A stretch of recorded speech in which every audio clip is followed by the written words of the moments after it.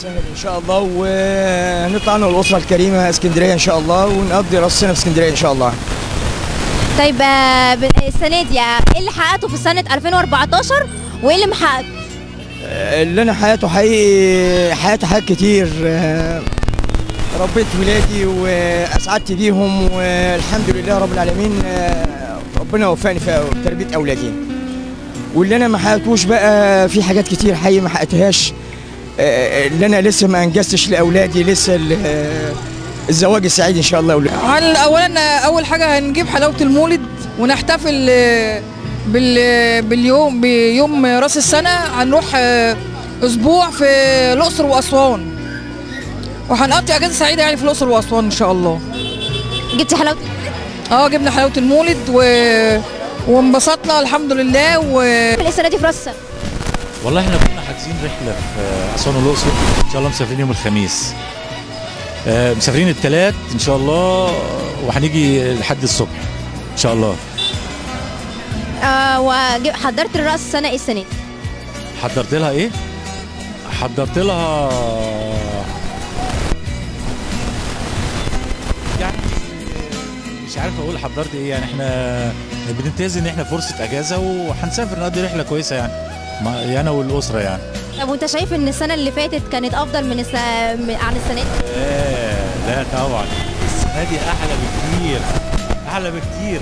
واكيد طبعا بعد الاستقرار الامني في البلد، وبعد ما البلد عرفت يعني هي رايحه فين، فاكيد طبعا السنه دي بتختلف عن السنه اللي فاتت كتير. يعني اي حد ماشي في الشارع ممكن تساليه تلاقيه يقول لك نفس الكلام، يعني ان السنه دي مختلفه كتير عن السنه اللي فاتت.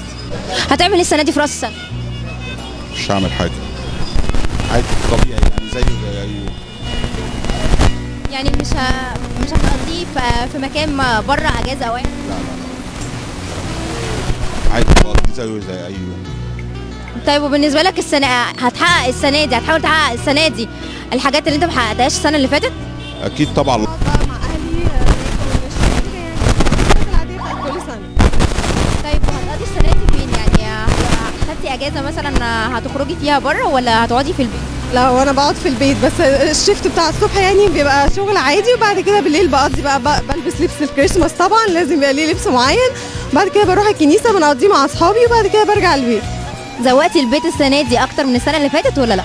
لا تقريبا بقى كل سنه بزود الزينه شويه في الشجره، يعني كل سنه بعمل الشجره وكل سنه بزود حاجه على الشجره بتاعت الكريسماس.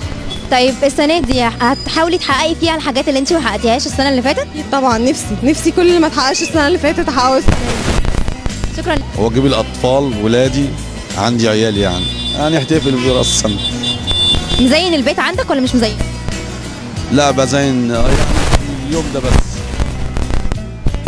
طيب هتاخد اطفالك وتخرجوا ولا هتقضوا عيد راس السنه في البيت؟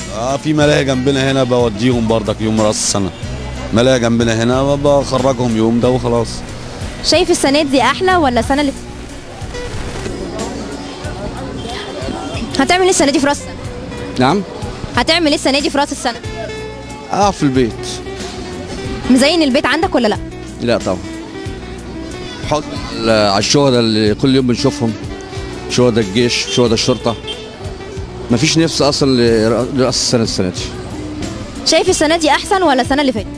لا السنه دي طبعا احسن بكتير من السنه اللي فاتت، والسنه الجايه ان شاء الله هتبقى احسن. بتتمنى ايه في 2015؟ اتمنى ان انا ما اشوفش اي شهيد من القوات المسلحه او من الشرطه.